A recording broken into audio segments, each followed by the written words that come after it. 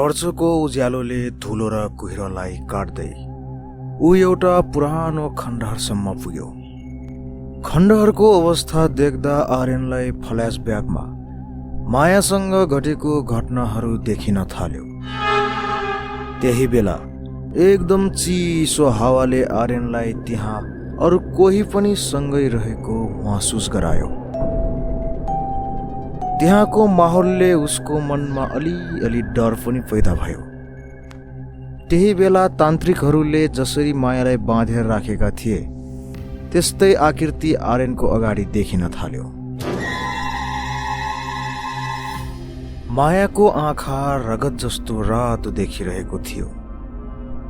उसको आँसुले जमिनमा रातो दाग पारिरहेको थियो, मानौ कि पीडा पनि रगत बनेर बगिरहेको जस्तो।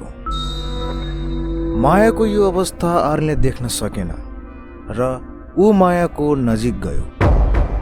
तर एक्कासी अर्को दिन गाउँ शान्त थियो, तर आर्यनको कुनै अत्तो पत्तो थिएन। गाउँलेहरू स्कुलको भवनको अगाडि उभिएर स्कुलको भवनतिर हेरिरहेका थिए। उनीहरू डरले काँपिरहेका थिए।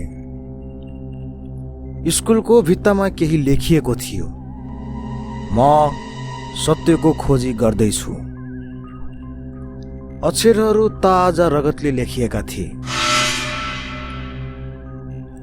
आखिर आर्यनलाई भयो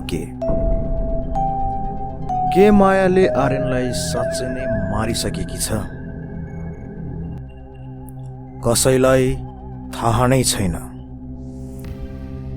तर आज पनि जब रात पर्छ, दामनथलीको हावाले अझै पनि फुसफुसाइरहेको हुन्छ।